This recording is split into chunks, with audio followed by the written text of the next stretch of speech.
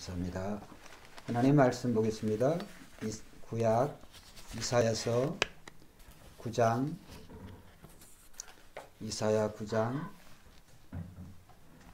6절 7절인데 오늘 1절부터 7절까지 우리가 본문을 또 한 말씀이라도 보면 좋으니까 이사야 9장 1절에서 7절까지 교독하겠습니다. 예수님 오시기 전에 700년 전에 선지자가 이사야 선지자죠. 어떤 예언의 말씀을 하셨는지 우리가 보겠습니다. 전에 고통받던 자들에게는 흑암이 없으리로다. 옛적에는 여호와께서 스불론 땅과 납달리 땅이 멸시를 당하게 하셨더니 후에는 해변 길과 요단 저편 이방의 갈릴리를 영화롭게 하셨느니라.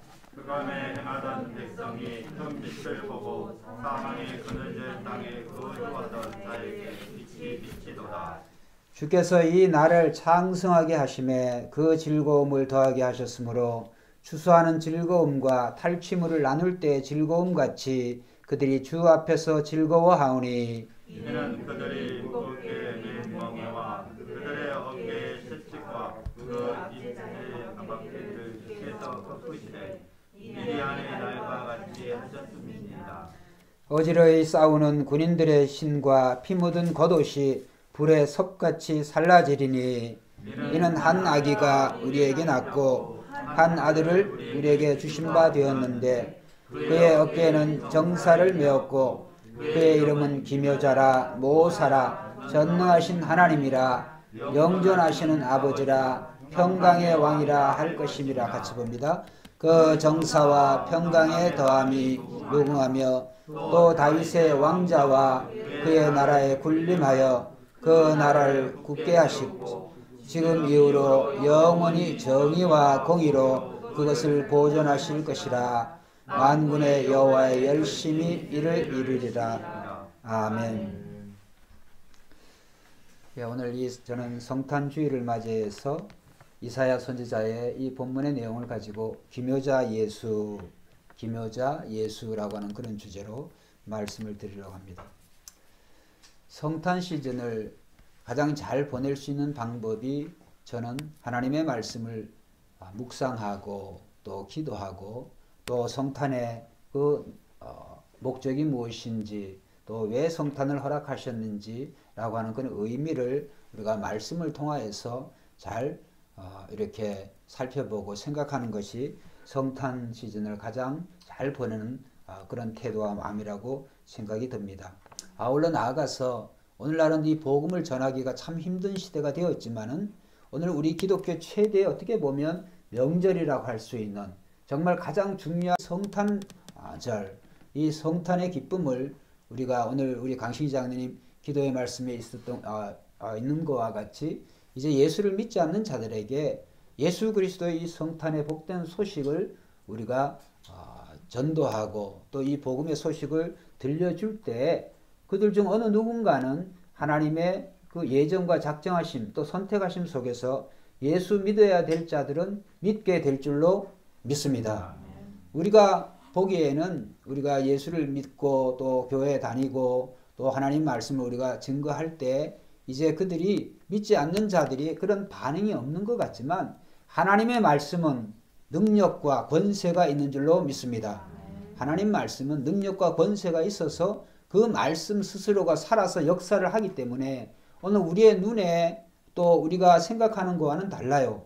인간의 말과 하나님의 그 말씀과는 차이가 하늘과 땅만큼의 차이, 또 영원한 것과 일시적인 것과의 차이, 또 사라질 것과 영원한 것의 그러한 차이라고 할 수가 있습니다. 그렇기 때문에 오늘 우리가 이 성탄의 중요한 이 메시지, 즉 복음을 꼭 믿지 않는 자들에게, 일가 친척 본석들에게 또 주변의 이웃들에게 이 성탄이 주는 메시지가 무엇인지를 우리가 한마디 말씀이라도 우리가 전할 때 그 말씀이 그들의 삶에 일생을 결정짓는, 영혼을 결정짓는 그러한 중대한 그런 사건이, 그런 또 시간이 되어진다라고 하는 것을 우리가 잊지 말고 우리가 할 수 있는 대로 우리가 주변에 하나님을 알지 못하는 자들에게 우리가 복음을 전해야 되겠습니다.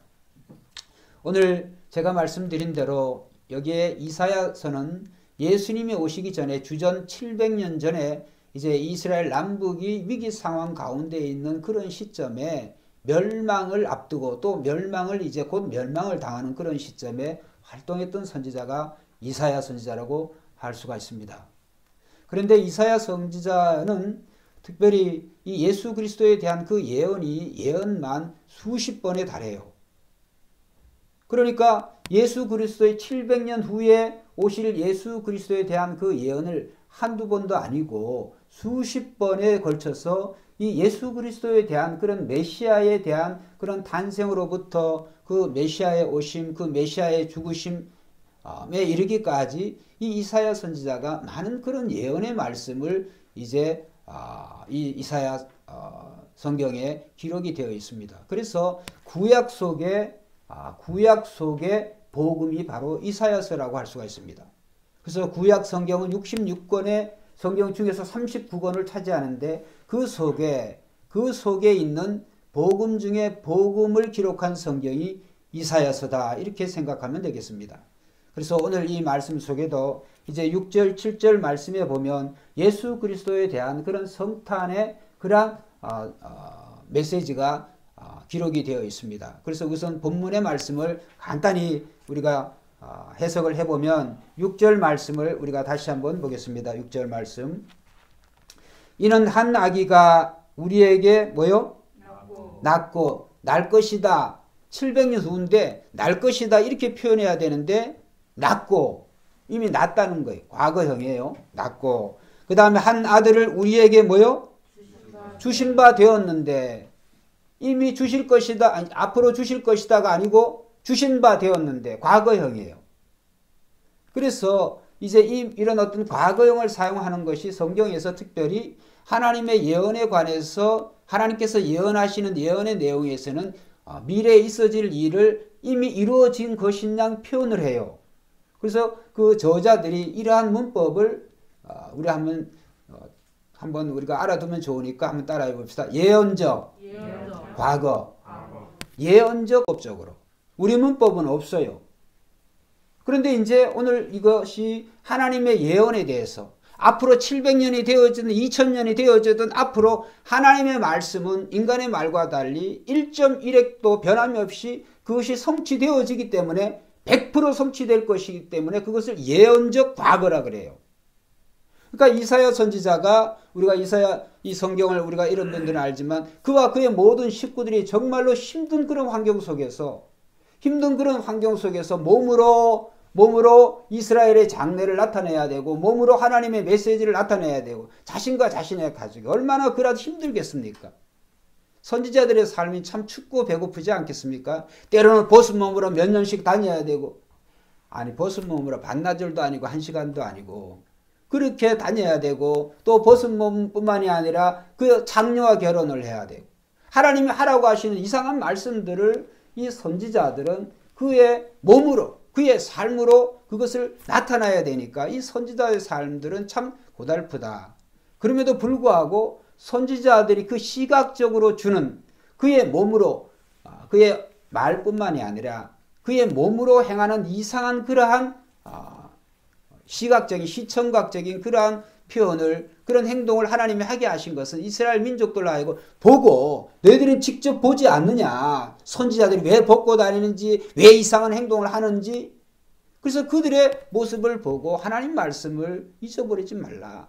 그대로 하나님의 말씀이 그대로 1.1억도 변함이 없이 성취가 된다라고 하는 것을 이스라엘 민족에게 그렇게 가르쳐 주신 것이죠. 그래서 오늘 이사야 선지자는 오늘 이 이스라엘 멸망의 그러한 시점에서 오실 메시아 구원자에 대해서 이 예언적인 그러한 메시지를 우리에게 들려주고 있습니다. 그래서 9절에 보면 이는 한 아기가 우리에게 낳고 한 아들을 우리에게 주신 바 되었는데 그의 어깨에는 뭐요? 정사를 메었고 정사라고 하는 것은 왕권을 얘기해요. 그의 어깨에 정사를 메었다. 옛날에 이전에 이제 고대 근동 지방에서의 이 왕권을 가진 사람들은 그 어깨에 열쇠나 이 왕을 상징하는 열쇠나 그런 금사슬을 어깨에 메었다 그래요. 오늘 우리 풍습하고는 조금 다르죠. 그래서 당시에 그런 풍속을 이사야 선지자가 말을 하는 거죠. 그래서 한 아기와 한 아들 우리에게 주신 바 되었는데 그의 어깨는 정사를 메었고, 그러니까 그가 왕이라는 거죠. 그의 이름은 뭐요? 기묘자라. 그건 이제 오늘 설교의 주제에 해당되는 부분이고, 그 다음에 뭐요? 모사라. 모사는 카운셀러, 상담자라고 할 수가 있겠어요. 상담자, 위로자. 예수님이 그렇다는 거죠. 전능하신 하나님이시라. 예수님은 그저 그런 사람이 아니라 전능하신 하나님이신 줄로 믿습니다. 한 아기가 그렇다는 거예요. 한 아기와 그 한 아들이 전능하신 하나님이라. 그리고 영원히 존재하시는 영존하시는 아버지라. 이 말씀은 성부 하나님 앞에서 이 예수 그리스도가 이 영존하신 아버지다라고 하는 것은 세상에 오신 성부 하나님을 나타내는 부성애를 가지신 아버지의 심정을 가지신 분이시라고 하는 것을 나타내는 거예요.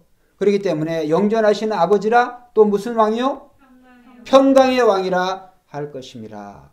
이 세상의 왕들은 힘을 가지고 이 세상을 통치를 하는데 그 힘이 결국은 무기, 무력, 권세 이런 걸로 나오지 않아요. 근데 예수님의 권세는 사랑과 평화, 사랑과 평강인 줄로 믿습니다. 예수님이 이 세상에 오신 것은 사랑이에요. 세상에 어떤 그런 역대 왕들과 그러한 권세자들과 다르죠. 그리고 7절에 보면 그 정사와 평강의 더함이, 그 정사와 평강이 어느 정도냐 하면 무궁하며, 세상의 모든 왕들이, 세상의 모든 권력자들의 그 권세가 무궁한 게 어디 있겠습니까? 진시황 같은 경우에 그렇게 부귀영화를 다 누리고 그것도 오래 살겠다고 별의별 짓을 다 했지만 결국은 무덤 속에 있죠. 한 줌의 흙으로 변하지 않았습니까? 그런데 예수님의 무덤은 빈 무덤인 줄로 믿습니다. 그 정사와 평강의 더함이 무궁하며 또 다윗의 왕자와 그의 나라에 군림하며, 다윗의 왕자라고 하면 다윗의 후손으로 오신다고 하는 거예요. 그의 나라에 군림하며 그 나라를 굳게 세우고 지금 이후로 영원히 정의와 공의로 그것을 보존하실 것이라. 저는 보존하신다라고 하는 것은 은혜가 돼요. 은혜. 그것을 공의로 그것을 보존하실 것이라. 우리가 그걸 어떻게 알 수 있느냐? 우리 마지막 같이 읽어봅시다. 시작. 만군의 여호와의 열심히 일을 이루리라. 할렐루야. 오늘 예수님이 한 아기와 한 아들로 이 세상에 이러한 여러 가지 별명과 이 권세와 능력을 가진 그 예수님이 이 세상에 오시겠는데 이것이 어떻게 할 수 있느냐? 여호와의 열심히. 오늘 이스라엘 믿는 신의 이름이 여호와 아니에요. 하나님 아니에요. 그 하나님의 이름이 여호와 야훼. 그 여호와의 열심히 이 예언을 이루리라 이렇게 말씀하고 있어요. 자, 오늘 저는 이 예수님의 여러 이름 속에서 기묘자라고 하는 그 기묘자의 뜻이 무엇인가? 기묘자는 이상한, 희한하다, 또 영어로는 wonderful, 놀랍다 이런 뜻이 있어요. 놀랍다. 놀라우신 예수님이신 줄로 믿습니다. 예수님은 기묘자라는 거예요. 놀라운 이름이라는 거예요. 왜 놀랄까? 그 예수님이 왜 놀랄 수밖에 없는 그 예수님의 그 삶, 예수님의 그 인격, 예수님의 그 모습을 통하여서 오늘 이스라엘 민족들이 이제 하나님께서 예수 그리스도의 탄생을 통하여서 그것을 이사야 선지자를 통해서 미리 알려주신 것이죠. 그런데 이제 우리가 미가라고 하는 선지자가 미가가 아니라 이스라엘이 이제 왕정 시대가 있기 전에 사사 시대를 했죠. 그 사사 시대의 마지막 사사가 삼손이에요. 삼손. 그 삼손의 아버지 이름이 마누아예요. 근데 삼손이 출생하기 전에 이 마누아 부부는 자식을 낳을 수가 없어요. 근데 하나님께서 그 마누아 부부에게 하나님의 사자가 나타났어요. 하나님의 사자가 나타나서 이제 그 가정에 자식을 주겠다고 예언을 했어요. 근데 이제 그것을 이제 믿기가 어려우니까 그 나타난 여호와의 사자 그 천사에게 그 부모가 묻습니다. 당신의 이름은 뭡니까? 이렇게 하니까 기묘자니라 이렇게 말씀을 해요. 기묘자. 그러니까 이스라엘 민족의 이 마지막 사사인 이 삼손, 그 삼손에게 나타난 여호와의 천사가 하나님의 사람이 기묘자다. 공교롭게도 오늘 예수님의 이름이 이사야 선지자를 통하여서 그 이름이 기묘다, 기묘자다. 그 삼손 부모에게 나타난 그 기묘자나 오늘 이사야 선지자를 통해서 나타난 그 예수 그리스도의 그 이름이 기묘자나 여러 가지 의미에서 중첩되는 부분이 있어요. 그래서 성경학자들은 구약에 나타나신 예수님이다 이렇게 표현을 해요. 또 다니엘서 5장에 보면 다니엘의 세 친구가 그 우상 숭배에 거부를 하니까 왕이 극렬히 타는 풀무불 속에 집어넣었잖아요. 근데 왕이 보니까 세 사람을 집어넣는데 왕의 눈에 보니까 네 사람의 불 가운데 있어. 그 중에 한 사람은 누구의 아들과 같다? 하나님의 아들과 같다. 신들의 아들과 같다. 이렇게 표현을 해요. 그래서 신의 아들, 그 신의 아들이 예수 그리스도와 이렇게 성경을 이제 성경학자들은 해석을 하고 있죠. 어쨌든 중요한 것은 예수님은 과거부터, 그 과거는 언제냐? 태초가 있기 전부터 예수님은 세상에 계신 줄로 믿습니다. 이미 계셨고 오셨고 이후로 오시겠다는 거예요. 그래서 그 예수님은 오늘 갑자기 뚝 떨어지신 것이 아니라 그 예수님의 예언에 대해서 이렇게 이사야 선지자만 해도 수십 번, 구약 성경에 예수님에 대한 예언이 몇 번 정도 나오냐면 한번 따라해보자. 350번. 예수님에 대한 예언만 350번이 나와요. 미국에 피터 슈피너라고 하는 수학자가 있어요. 어진이가 수학관에가 알란지 모르겠는데 미국의 저명한 수학자 이 슈피너라고 하는 사람이 피터 슈피너라고 하는 사람이 무슨 말을 했냐면 한 사람이 그 한 사람에게 한 8가지 정도 8가지 예언이 한 사람이 맞을 확률은 0%라는 거예요. 8가지 예언이 한 사람에게 딱 들어맞을 그 확률이 0%. 그것을 어떻게 0%라냐? 그 사람은 이제 수학과니까 어떻게 계산을 했는가 하니 마침 공교롭게 또 저희가 이제 그 주에서 살다가 왔는데 미국의 50개 주에서 텍사스 주가 있어요. 텍사스 주가 50개 주 가운데 미국의 알래스카 다음으로 두 번째로 큰 주입니다. 남북한 남한 면적, 북한 면적 다 합쳐가지고 3.3배예요. 주 하나가 3.3배, 남한의 7배 정도 됩니다. 그러면 그 텍사스 주 전체 이제 5cm 정도 우리가 동전 하나를 쌓아서 한 5cm 정도를 쌓아요. 텍사스 전체 다 5cm 정도 그 쌓고 그 중에 동전 하나에 표시를 해두는 거예요. 표시한 그 동전 하나를 텍사스 전체 5cm로 쌓은 동전 중에서 그거 하나를 찾는 거 같다고 그래요. 그거는 못 찾는다는 얘기 아니겠어요? 여러분 생각을 해보세요. 아니 우리 새빛교회만한 여기에다가 그 5cm 동전을 쌓는 것도 아니고 남북한 면접의 3.3배나 되는 텍사스 전체 그 땅 거대한 땅에 여러분 얼마나 거대한지 텍사스 가시면 지평선이 보여요. 지평선이. 가도 자동차 운전하기가 힘들어요. 왜? 변화가 없어요. 맨 땅이니까. 그 넓은 면적에 5cm의 높이로 그 동전을 쌓아가지고 그 중에 하나 마크한 그 표시한 그걸 어떻게 찾겠어요? 그런데 350개 예수님의 예언은 이미 수천 년 전부터 많은 선지자를 통하여서 이 350개에 대한 예언이 예수님에게 모두가 다 이루어진 줄로 믿습니다. 한 사람이 8가지 예언이 맞을 확률은 0%인데 350개나 넘는 예수님에 관한 예언이 어떻게 맞겠어요? 만약에 그 중에 하나라도 잘못되었다고 한다면 기독교는 거짓말이라고. 안 그래도 지금 사람들은 비평하기 좋아하고 다른 사람 판단하기 좋아하고 특별히 오늘날 이 기독교에 대해서 그러는데 이것이 거짓이라고 그런다고 한다면 거짓이 섞였다고 한다면 또 예수님의 제자들이나 선지자들이 뭘 착각해가지고 뭐를 잘못 예언했다고 한다면 오늘날 기독교는 없어요. 근데 그것이 왜 가능하냐? 하나님의 열심히 일을 이루신 줄로 믿습니다. 저와 여러분을 믿는 하나님의 열심, 하나님이 하시고자 하면 하나님이 하시는 거예요. 그래서 우리는 그 예수님의 이름이 기묘자다. 그래서 첫째로 왜 예수님은 그 놀라운 그런 이름이 예수님의 이름이냐. 놀라운 분 예수님. 이 첫째로 구약의 예언 속에서 이 예수님의 예언이 성취되는 것을 보면 우리는 참 놀랍다라고 하는 그런 생각을 아니할 수가 없어요. 그 다음에 두 번째로 예수님이 놀랍게 세상에 오셨죠. 어떤 방법으로? 동정녀 탄생으로.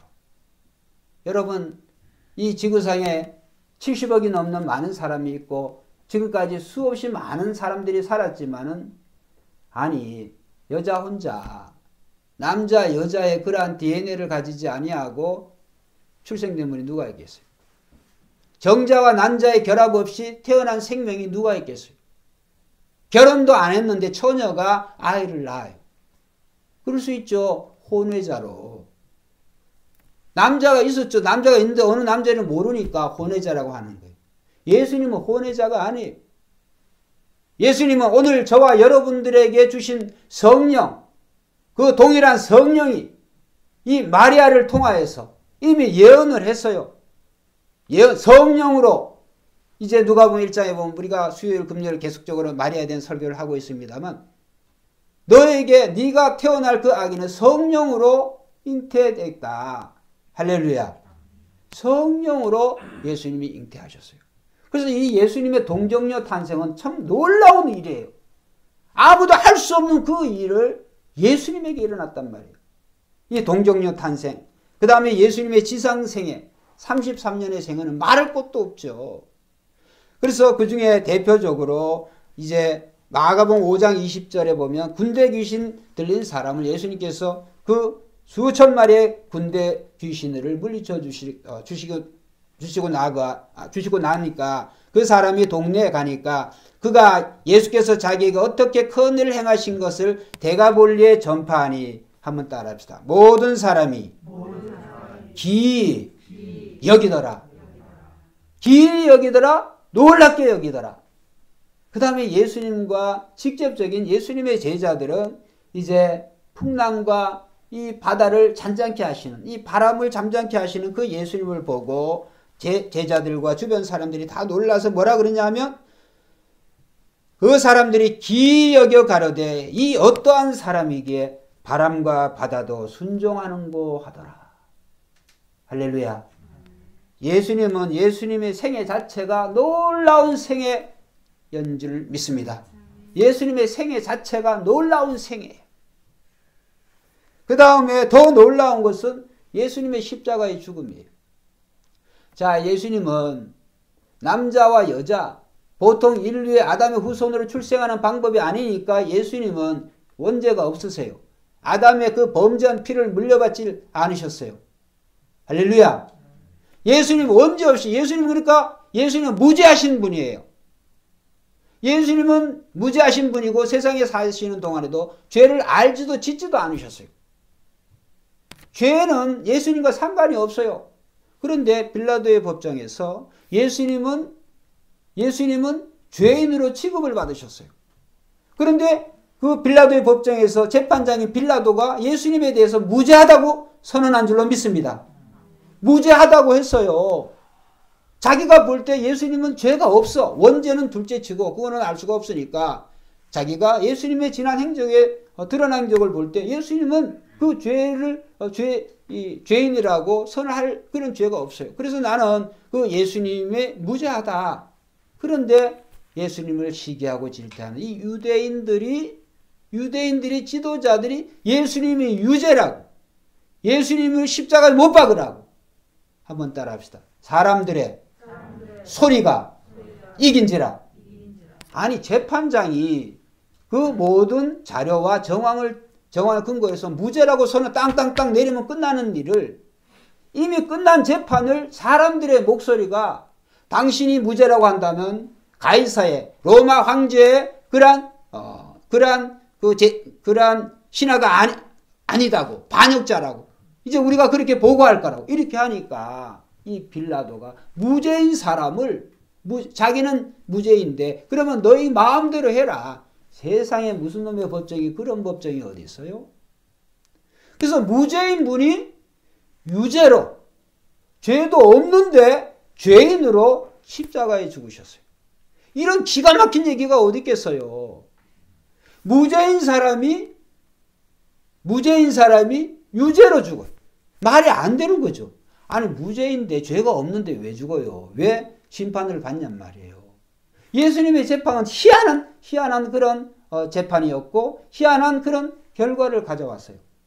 근데 왜 더 놀라느냐? 예수님은 무죄이지만 유죄로 예수님이 십자가에 죽으실 때는 예수님 죄가 없는 게 아니에요. 모든 인류에 지은 그 죄를 대신하니까 예수님은 죄인으로 죽으신 줄 믿습니다. 이거 우리 잘 알고 있어야 돼요. 어떤 분들은 예수님이 죄가 없으시니까 예수님 십자가의 죽음도 그때 예수님의 그 자격이 예수님은 무죄니까 예수님이 죄인이 아닌 것으로 그렇게 생각하면 안 돼요. 그러면 하나님의 심판이 예수님께 임할 수가 없어요. 그러니까 십자가에 죽으실 때는 모든 인류를 대신해서 인류의 죄를 위해서 예수님이 죽으셨으니까 예수님이 죄인 중에서도 상죄인으로 극악한 그런 죄인으로 예수님이 취급을 받으신 거예요. 근데 중요한 것은 오늘 저와 여러분들은 물론 예수 그리스도 안에서 우리는 죄인에서 의인이 된 줄로 믿습니다. 신분이 죄인에서 의인으로 바뀌어졌지만 우리는 그럼에도 불구하고 죄를 먹고 마시고 생활하잖아요. 우리가 죽게 된다 그런다고 한다면 우리가 믿음으로 신앙적으로서 우리는 의인이지만은 세상의 법으로 보면 우리는 죄인이 예수 그리스도의 십자가의 그 죽음과 부활을 믿기만 하면 죄인이 의인이 돼버려. 그러니까 예수님의 죽음은 희한한 죽음이에요. 예수님의 죽음은 무죄였는데 유죄로 죽었어요. 근데 유죄로 죽은 그분을 우리가 믿기만 하면 우리가 무죄가 되어버려. 할렐루야. 놀라운 일이죠. 그래서 예수님의 그 십자가의 죽음은 정말 무죄한 분이 유죄로 죽는 참 비극 아닌 정말 상상할 수 없는 그런 일이지만 그의 유죄가 우리에게는 감당할 수 없는 그런 구원의 은혜, 영생의 은혜, 하나님의 은혜가 되어졌다. 이것이 놀라운 일이에요. 그 다음에 예수님의 십자가의 죽으심과 아울러 부활과 승천. 여러분 지금 인류의 역사 가운데 예수님의 동정녀 탄생과 같은 그런 분도 단 한 사람도 없지만 사람이 죽고 난 그 시체가 없는 경우가 어디 있습니까? 예수님의 무덤은 빈 무덤, 시신이 없어요. 왜? 부활하셨으니까. 그런데 기독교는 아주 공개적으로 예수님이 부활 승천하시므로 지금까지 기독교는 예수님이 부활하셨다고 믿어요. 아니 정신 이상자들이지 죽은 사람이 어떻게 부활한다는 거 인간의 상식과 이성을 초월하는 범위인데. 근데 저와 여러분들은 예수님이 부활 승천하셔서 하나님의 보좌 우편에 앉아 계신 줄 믿습니다. 안 믿는 사람들은 진짜 참 예수 믿는 사람들 교회 다니는 사람은 완전 또라이야. 정신병자야. 뭐 정신병자를 하든지 말든지 우리는 그거를 믿어요. 근데 저와 여러분들이 정신병자입니까? 정신병자가 아니에요. 누구보다도 정상적으로 법을 지키려고 하고 또 의롭게 살려고 하고 진실 있게 살려고 하고 다른 사람들 겉모습 그렇다고 해도 우리는 마음으로도 죄 안 지려고 그래요. 예수 믿는 사람들. 오늘 우리의 삶을 볼 때 정말 우리는 우리의 마음속에 예수 그리스도를 중심으로 모시고 있는데 모든 예수님에 대한 그런 기록들이 다 믿어져요. 안 믿어지는 게 어떻게 믿어질까요? 예수님을 부활시킨 그 성령이 동일하게 우리의 마음속에 예수님이 선물로 주신 줄 믿습니다. 동일하신 성령이 그 성령이 우리로 하여금 그 예수 그리스도의 죽으심과 부활 승천이 믿어지게 하는 거예요. 놀라운 일이죠. 그래서 이 예수님의 이 부활 승천 여러분 그게 거짓말이라 그런다고 한다면 예수님의 부활의 목격자가 예수님이 500명에게 한번 따라합시다. 500명에게 동시에 나타나셨다. 500명의 사람들에게, 물론 성경이 그것을 두 가지를 해석할 수가 있어요. 500명이 모여 있는데 예수님이 나타났거나, 아니면 500명이 일시에 다른 데 있었지만 500명의 사람이 여명의 사람에게 예수님께서 나타나셨거나, 뭐 장소와 시간과 상관이 없어요. 왜? 예수님의 부활 전에 예수님은요, 갈릴리에 계시다가 그 다음에 유대 베들레헴에 가시려고 하면 예수님 걸어 다니셔야 돼요. 근데 부활 승천하신 예수님은 이러한 한계를 이제는 한계를 초월해 버려요. 예수님 지금도 하나님의 나라에서 우리와 똑같은 몸을 가지고 계신 줄로 믿습니다. 제가 부활절 연합예배에서 이 설교하니까 이거 모르는 사람들이 무진장 많더라고요. 예수님은 영으로 계신 줄 알아요. 예수님은 저와 여러분들처럼 똑같은 몸을 가지고 계신 줄 믿습니다. 그게 아주 생소한 이야기처럼 들리면 안 돼요. 하나님은 영이시지만 예수님은 이 세상 2000년에 오신 그대로 오늘 우리의 몸과 같이, 그러나 예수님의 몸은 죄가 틈타지, 부활하신 몸이에요. 죄가 틈타지 못하는 몸인 줄로 믿습니다. 왜? 죄에서 승리하셨습니다. 그래서 이 예수님의 이 부활은 엄청난 사실. 그래서 그 부활의 목격자들이 그 중에 한 사람이라도 아유 그 꿈에는 말이야 거짓말이야, 또 이 종교주의자들이 시킨 대로 그 로마 병사들에게 이 매수를 해가지고 예수님의 제자들이 시신 훔쳐갔다 그래가지고 훔쳐갔다 그래라, 우리가 보았다. 그래서 거짓으로 매수를 하고, 그게 진짜라고 한다면 안 드러났겠어요? 지금까지 오늘 예수님의 부활의 목격자들은 대부분 다 순교를 했어요. 예수님이 부활했다고 하는 것에 대해서 그 부활의 존재의 확실성뿐만이 아니라 예수님의 부활이 곧 나의 부활이 되는구나. 나는 죽어도 살겠구나. 할렐루야. 그래서 예수님의 부활의 목격자들은 그 전에 예수님이 부활하시기 전에는 두렵고 떨리고 예수님이 죽으시니까 도망 다녔지만 부활하신 예수님을 만난 사람들 대부분이 다 순교를 했어요.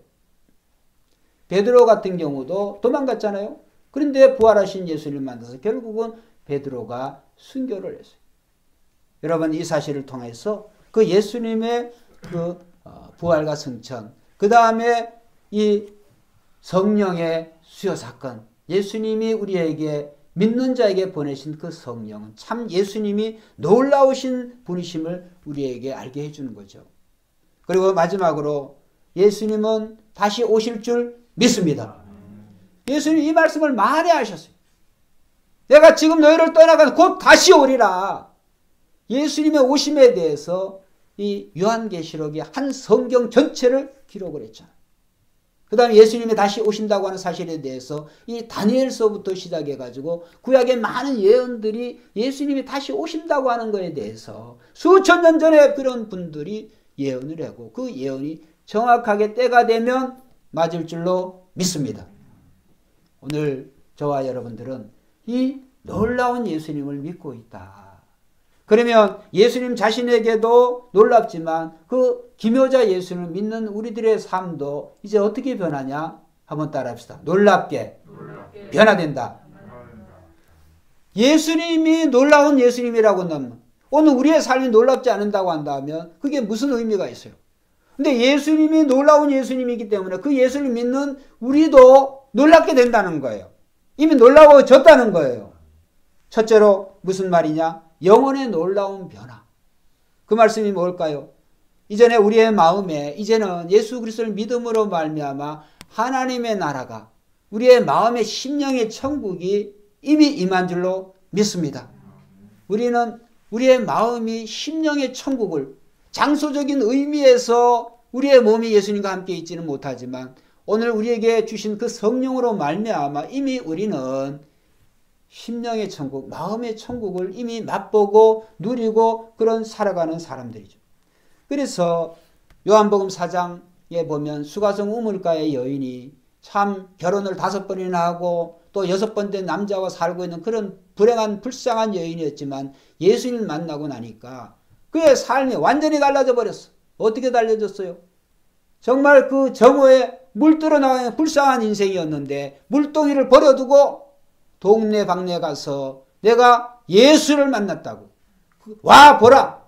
그 예수님을 만났다고. 나의 인생이 이렇게 달라졌다. 그녀의 얼굴의 표정이 그의 삶이 완전히 달라졌습니다. 오늘 예수 그리스도를 믿음으로 말미암아 저의 영혼, 우리의 영혼들이 놀라운 변화가 일어났고 지금도 일어나고 있는 줄로 믿습니다. 그래서 예수님은 놀라운 분이에요. 왜? 우리의 영혼을, 우리의 마음을 놀랍게 변화시켜 주시기 때문에. 요한복음 14장 27절에 보면 평안을 너에게 주노니 곧 나의 평안을 너에게 주노니 내가 너에게 주는 것은 세상에 주는 것과 같이 아니하리라. 너희는 마음에 근심도 말고 두려워하지도 말라. 여러분, 이 코로나 정말 우리가 여러 가지로 심각한 그런 상황 속으로 몰아넣고 또 이렇게 백신에 대한 치료제에 대한 그런 얘기가 나옵니다만 어차피 백신이 나오든 치료제가 나오든 그것 맞았다고 해서 우리가 죽음의 문제를 해결할 수 있는 거 아니에요. 근데 우리는 이 삶과 죽음의 모든 문제가 우리의 삶의 주인이신 예수 그리스도에 있기 때문에 예수 믿는 사람들은 죽음의 문제를 심각하게 받아들이지 않습니다. 제가 며칠 전에 제 머리가 단정하잖아요. 미용실에서 이제 머리를 깎는데 거기에 그분이 개를 키우는데 이름이 행복이에요. 행복인데 그가 여러 가지 그런 질병이 많았어요. 그 한 달에 한 번씩 제가 이제 머리 깎으러 가면 행복아 그러면은 행복아 그럼 그 이제 16년 살았다 그러니까 살 만큼 사는 거죠. 근데 얘가 이제 뭐 이렇게 여러 가지로 다 뭐 이렇게 여러 질병이 많아요. 사람이 그런 여러 질병. 얘가 비실비실하고 그런데 며칠 전에 갔더니 그 미용실 원장님, 목사님 행복이가 하늘나라 갔어요. 물론 그 화장이 했습니다만 짐승의 혼은 땅으로 간다고 성경에 그랬으니까 표현은 그렇게 했는데 그래서 원장님 표현이 아주 안 좋더라고요. 여러분 짐승은 그렇지만 저와 여러분들은 오늘 우리가 코로나로 죽든 뭐로 죽든 그런 죽음을 두려워야 될 이유도 없고 왜? 그 죽음이 우리로 하여금 인생을 끝나게 하지를 못해요. 왜? 예수님의 생명이 성령이 우리 안에 계시기 때문에 오늘 우리는 죽을 몸도 다시 부활되게 될 줄로 믿습니다. 이 죽을 몸이 죽어지지가 않아요. 왜? 부활의 영, 성령을 받았기 때문에. 그래서 우리는 살아있는 자들이 화장을 하든 매장을 하든 그 잠시 잠깐의 그런 같지만 여러분 눈 감으면 죽음이야. 눈 뜨면 천국인 줄로 믿습니다. 눈 감으면 죽음 같지만 성도에게 있어서는 눈 뜨면 천국이에요. 그게 뭘 두려워할 이유가 없는 거죠. 100년이 아니라 200년을 산다고 할지라도 죽음에 대한 그런 공포와 두려움은 다 있어요. 그래서 성경은 말해요. 우리는 죽음의 종로로 타지 않는다고 그랬어요. 저와 여러분들은 죽음의 종로로 타지 마시기를 주의 이름으로 축원드립니다. 어떤 병이든 질병이든 그런 어떤 사고든 어떤 모양이든 여러분 우리가 그러한 육체적인 어떤 고통은 따른다 할지라도 우리는 죽음이 최종적인 목적지가 될 수가 없어요. 왜? 예수님의 이름이 기묘자고 그 기묘자 예수님을 우리가 믿고 있기 때문에. 그래서 제가 좋아하는 찬송이 438장 내 영혼이 은총 입어 중한재진 벗고 보니 슬픔 많은 이 세상도 천국으로 화도다. 그래서 주 예수와 동행하니 그 어디나 하늘나라. 할렐루야. 오늘 저와 여러분들은 정말 우리가 어떤 모습으로 부자로 살든 가난하게 살든 건강하게 살든 건강하지 못하게 살든 그러한 게 중요한 게 아닙니다. 중요한 것은 그 어디에 살든 우리가 주님을 모시고 살기 때문에 하나님의 나라, 하나님의 백성으로 살아간다고 하는 것을 잊지 말아야 되겠습니다. 그리고 예수를 믿으면 우리의 삶의 두 번째로 한번 따라해주세요. 우리의 인격이 변화된다.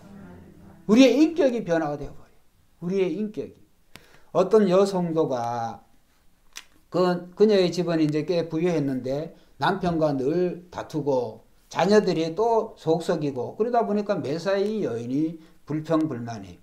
그래서 어둡고 얼굴도 어둡고 말하는 것도 짜증나고 그래서 매일매일이 지옥 같은 날인데 그래서 어느 날 그녀가 죽으려고 이제 그런 생각을 하다가 그의 삶이 달라졌어요. 그래서 어느 날 그의 친구가 그녀를 보고 야, 너 요새 얼굴이 좋아졌어? 무슨 일이야? 그러니까 어떻게 네 남편 괜찮아? 자녀들은 어때? 그러니까 여인의 말이 맹 똑같아. 근데 내 삶이 달라졌어? 예수를 믿으니까. 할렐루야. 똑같아. 남편도 늘 속썩이고 자식들도 늘 속썩이지만은 변한 건 없어. 근데 나는 달라졌어. 왜? 나는 이제 모든 거를 주님에게 내가 믿는 예수님께 맡기기로 했어. 내가 기도하니까 예수님이 언젠가는 변하게 해주실 거야. 할렐루야. 생각의 차이, 생각의 차이. 나에게서 예수님으로 옮겨져 버리면 간단해. 오늘도 인생에 수많은 사람들이 이 인생의 무거운 짐을 지고 가고 있는 그 이유가 자기가 지고 가려고 그러니까 힘이 들어요. 수고하고 무거운 짐진 자들아 다 내게로 내가 너희를 쉬게 하리라. 예수님이 약속하셨는데도 불구하고 오늘 우리는 그 인생의 무거운 짐을 내려놓질 않아요. 몇 번 제가 예화로 써먹었는데 어떤 여행객이 무거운 배낭을 지고 이제 여행을 하고 이제 사막을 이제 걸어갑니다. 힘이 듭니다. 근데 차 한 대가 지나가면서 그 여행객에게 타시라고 태워주겠다고. 그래서 이제 여행객이 고마워. 아이고 감사합니다. 그러면서 이제 그 차를 탔어요. 근데 운전자가 보니까 아직도 배낭을 메고 있어. 그 무거운 걸. 아니 그거를 왜 메고 계세요? 내려놓으니까 아유 내 몸만 태워주는 거 감사한데 이 짐까지 어떻게 하느냐. 꾸며낸 얘기지만은 오늘 우리가 예수 믿는 우리의 모습이 이런 모습이 아닌가. 여러분의 몸과 마음뿐만 아니라 여러분의 인생의 모든 짐을 예수님에게 맡기시기를 주의 이름으로 축원합니다. 맡기세요. 남편의 문제, 자녀의 문제, 부모, 또 이 부부간의 또 친인척의 문제, 모든 문제를 맡기면 되는 거예요. 언젠가는 주님의 뜻대로 해주시겠지. 다만 기도하기를 그치지 않으면 되는 거예요. 기도하면 기도는 오늘 하나님과의 교제, 대화하는 거니까 하나님께 수시로 무시로 늘 대화하면 반드시 예수님이 예수님의 방법으로 뚫어주시는 줄로 믿습니다. 이제 유나윤서 아주 궁금해하고 이 대학에 대해서 또 불안한 그런 시점이 많은데 제가 그런 얘기를 했어요. 눈에 보이는 대로 뭘 너희들이 생각하는 보다 그냥 그 상황과 예수님이 주시는 그런 답변이대로 학교가 마음에 들든지 안 들든지 평가가 어떻든지 그런 걸 신경 쓰지 말고 눈에 보이는 거 그것에 최선을 다하면 하나님은 그런 사람을 귀하게 보세요. 그런데 자기가 이미 답안을 정해놨어. 정해놓고 나는 이런 식으로 하나님 이렇게 해주세요. 저렇게 해주세요. 여러분 오늘 그런 우리의 생각이 완벽하다고 한다면 하나님이 주시겠죠. 근데 하나님이 보시기에 불완전해. 그렇게 했다간 큰일 나. 안 주시는 거예요. 그런 방법으로. 근데 우리는 원망하고 불평합니다. 왜 내 방법대로 안 주시는 거예요 도대체. 여러분이 하나님은 아니세요. 그래서 우리는 우리의 인생의 짐을 맡겨야 되는 줄로 믿습니다. 맡기세요. 직장도 가정도 공부도 모든 것을 맡기면 되는 거예요. 맡기는 순간 자유로워져요. 우리의 마음이 평안해져요. 그거 붙잡고 아무리 있어 봐야 여러분 그러한 자유와 그런 평안을 누릴 수가 없어요. 그래서 수고하고 무거운 짐진 자들아 그 말씀 속에는 모든 인생에 수고한 모든 무거운 짐들을 맡겨놓고 한번 따라합시다. 보여지는 것만 최선을 다하자. 눈에 보이는 것만 하세요. 보이지 않는 것은 여러분의 영역이 아닙니다. 요즘 정말 우리가 이런 어떤 젊은 사람들, 우리 젊은 사람들 보면 너무 이기적이에요. 결혼하기가 힘들죠. 결혼을 해서도 이 자식을 안 낳으려 그래요. 여러분 이 화양초등학교 전교생 20명도 안 됩니다. 이제 성수초등학교 비슷한 방향으로 가고 있어요. 우리 동네 얘기만 아니더라고요. 이게 목사님들 만나서 얘기하면 목사님 우리도 비슷합니다. 아니 이 대한민국 서울에 인구 1000만이 넘는 이런 대도시에 살고 있는데 이런 동네에 우리가 살고 있어요. 여러분 오늘 성경은 오늘 하나님께서 그 자녀들에 대해서 자녀는 하나님 주신 선물이라고 그랬어요. 그 자녀가 그 전통의 화살로 비교를 했어요. 싸움을 하려고 그러는데 이제 적과의 싸움을 하려고 그러는데 이 활을 쏠려고 그러면 화살이 있어야 뭐 하죠. 화살통만 있고 활만 있어. 화살이 없어. 그거랑 똑같은 거예요. 화살이 전통에 가득한 자는 복이 있다고 그랬어요. 할렐루야. 생육하고 번성하라. 이거 하나님의 명령이에요. 그 명령을 통하여서 하나님께서는 이 세상을 충만케 하고 다스리는 거예요. 근데 우리가 내 생각만 하는 거예요. 내 생각. 그러다 보니까 오늘 우리는 이런 세상을 만들고 있다. 여러분, 오늘 우리는 우리 예수 그리스도를 믿음으로 말미암아 우리의 영혼이 변하고 우리의 인격이 변하고 그 다음에 실제적으로 우리의 삶이 놀랍게 변화될 줄로 믿습니다. 여러분의 삶이 변화됩니다. 여러분은 어떠신지 모르겠습니다. 저는 그렇게 생각을 해요. 여러분도 그렇게 생각할 거예요. 여러분 지나온 삶을 한번 돌이켜 가만히 생각을 해보세요. 예수 믿기 전의 삶과 예수 믿고 난 이후의 삶에 그러한 것들 한번 비교를 해보세요. 꼭 그런 비교를 하라 그러면 꼭 물질적인 거 가지고 아파트 평수 가지고 그런 수치 따지지 마시고 여러분 예수를 믿으면요. 예수를 믿으면 여러분 마음에 자유를 얻어요. 평안을 누려요. 그 자유와 평안이 중요한 거지. 그런 자유와 평안이 없이 그런 소유욕을 가지고 그 소유욕을 가지고 얼마나 더 가져야 얼마나 더 배워야 얼마나 높은 자리에 가야 여러분 자유와 행복을 누릴 것 같습니까? 불신자들의 그런 자유는 영원히 못 누려요. 왜? 더 많은 소유욕, 더 많은 것을 움켜쥐려고 하니까 그들은 불행한 삶을 살 수밖에 없어요. 물질적인 것을 가지고 평가를 하니까. 여러분 오늘 우리의 삶은 그런 게 아니에요.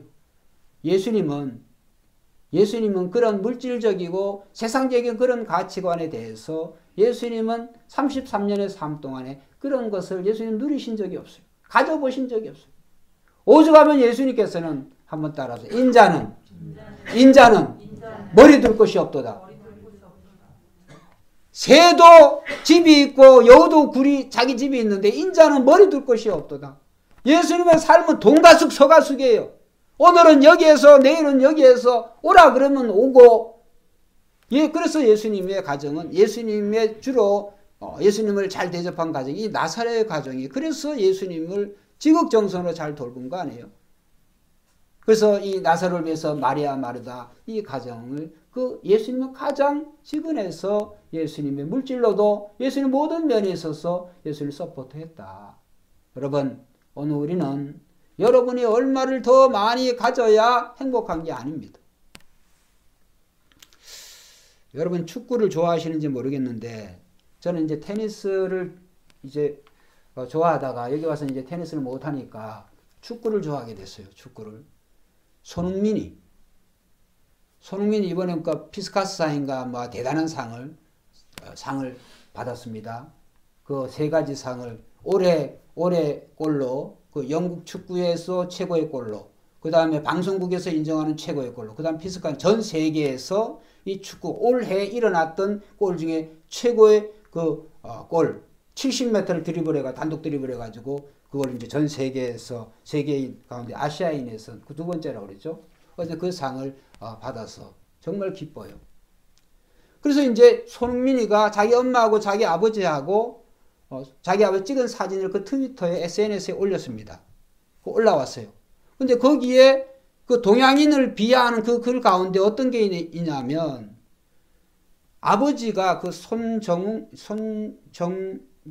손정모인데 그분 아버지가 표정이 원래 그래요. 그분이 키도 작지만 그분의 표정이 이렇게 웃고 뭐 이런 게 아니에요. 광대뼈도 저처럼 이렇게 저보다 훨씬 더 많이 나왔죠. 광대뼈는 나오고 작은 표정이 이렇게 굳어 있어요. 키도 조금 해가지고 굳어 있고 엄마는 조금 나으신데 그 손흥민은 이제 이렇게 웃고 있고. 근데 그 아버지를 비꼬는 거예요. 저 아버지 표정이 왜 그러냐? 왜? 의사가 안 됐거든? 변호사가 안 됐거든? 대한민국 부모가 자녀들의 거는 기대가 주로 이 전문직인데 그것은 의사와 변호사. 이거를 알아주는 거예요. 그게 안 됐으니까 아버지 표정이 저런 거 아니냐. 그거를 제가 보면서 참 세상은 그렇게 말하는 인간들 진짜 쓰레기 인생들이다. 이런 생각을 해봅니다. 그 아버지가, 그 부모가, 그 아버지도 축구선수 출신인데 얼마나 대단합니까? 얼마나 그 대견하겠어요, 자기 아들이. 근데 거기다 대고 축하는 못해줄 망정 그따위 식으로 그 비하를 하니까 그 아버지가 그 의사가 비교가 되겠어요? 그 자기 아들이? 또 변호사가 비교가 되겠어요? 그게? 그 영광스럽고 그 자랑스러운 그 아들에 대해서 그 아버지 그 표정을 보고 그 표정에 대해서 그러니까 손흥민을 비하하는 그 손흥민에 대해서도 또 얘기하는 거 아닌가요? 네가 의사가 안 돼서 그래. 네가 변호사가 안 돼서 그래. 네가 의사 변호사에서 아버지 표정이 밝아졌을 건데 웃을 건데. 세상은 그래. 세상. 여러분 세상이 주는 평화, 세상이 주는 그런 인정받지 마시고 하나님의 인정을 받으시기를 주의 이름으로 축원드립니다. 하나님의 인정을 받으세요. 하나님의 인정. 하나님의 인정을 받는 사람들은 마음이 달라요.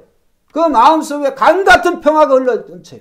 자유가 있어요. 누가 뭐라고 한다든지 나의 행복과 그리스도가 주는 행복을 비교하지 않습니다.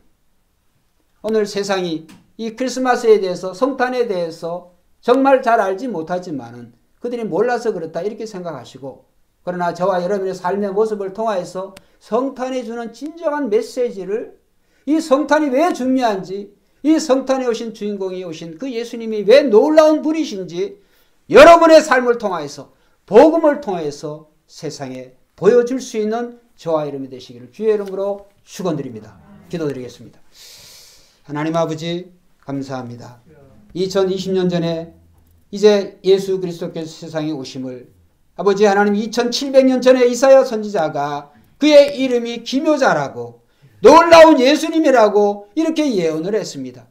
아버지 하나님 구약의 모든 350개에 대한 이 모든 예수님에 대한 예언이 이제 재림 빼고 다 이루어졌습니다. 주님의 재림도 이제 성취될 줄로 믿습니다. 이루어질 줄 믿습니다. 주여 사랑하는 모든 성도들 안개와 같이 잠시 잠깐 사라지는 아버지 이 짧은 세월 동안에 내 뜻과 내 생각대로 살지 말고 하나님의 뜻으로 그리스도를 위하여 주님이 기뻐하시는 그런 삶을 저희들이 살아가기를 원합니다. 그러기 위해서 말씀에 순종하게 해주시고 말씀에 가르치는 대로 우리가 그렇게 예수님처럼 믿음의 선조들처럼 그렇게 살아가서 이 성탄의 주인공으로 오신 예수님과 같이 참 많은 사람들에게 아버지 하나님이여 복음을 통하여서 우리의 삶의 모습을 통하여서 기쁨을 줄 수 있도록 천국을 나눌 수 있는 성도들이 되게 하여 주시옵소서. 우리 가운데 아버지 염려와 걱정스러운 그런 일이 있습니까? 그런 상황과 환경 속에 있는 분들이 있습니까? 주여 우리의 모든 염려를 주께 맡길 때 주님이 진정한 자유와 기쁨을 주신 줄로 믿습니다. 우리 새벽교회 전 성도들, 우리의 자녀들, 우리의 부모님들 하나님께서 책임져 주실 줄로 믿습니다. 하나님께서 우리 새벽교회는 늘 가정 같은 교회 같은 가정, 하나님이여 우리의 모든 이 교회가 한 가정 한 가정이 천국을 맛보는, 천국을 증거하는, 천국을 나타내는 그런 새벽교회가 되도록 주님 도와주시옵소서. 예수님의 이름으로 간절히 기도드리옵나이다. 아멘. 우리 다 일어나셔서 찬송 조금 바꾸겠습니다.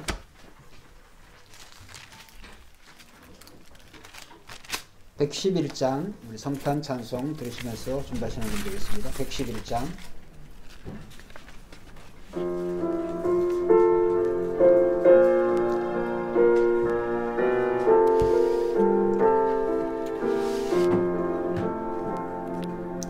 귀중한 고백하고 주 앞에 드리고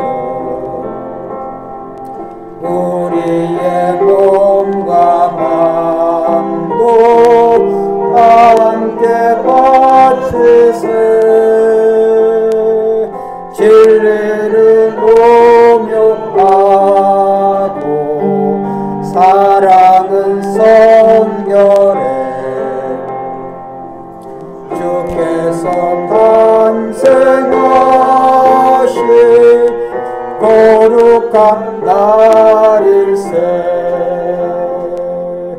주께서 주신 은혜 한없이 큰 우리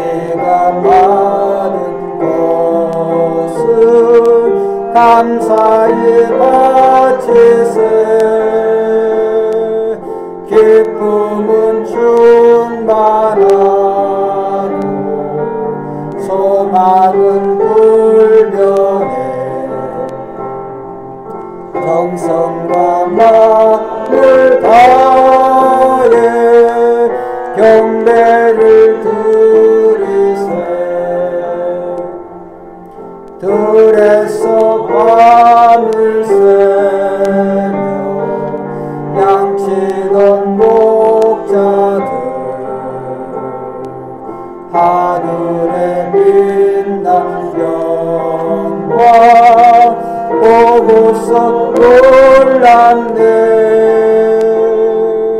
천사의 기쁜 소식 목자들 들고서 찾아와 경배하며 영광을 돌렸네. 광고 한두 가지 드리겠습니다. 25일 성탄절 예배 오전 11시에 드리고 금요 예배는 저녁 예배는 25일이 성탄절 금요일이죠. 쉬도록 하겠습니다. 30일 수요 예배는 이제 쉬고 31일 송구영신 예배로 대체하려고 합니다. 송구영신 예배 또 11시 30분에 또 밴드로 참여를 해주시고, 특별히 이제 코로나가 얼마 이제 가봐야 얼마나 가겠습니까? 이제 위에서 더 기도하시고 기도해 주셔서 모두가 이제 속히 함께 예배 드릴 수 있는 그 시간에 속히 오도록 기도해 주시기를 부탁드리겠습니다. 예결산 모임은 1월 첫 주에, 공동회의는 지금의 계획은 1월 둘째 주에 하려고 합니다. 위에서 기도 부탁드리겠습니다. 기도드립니다.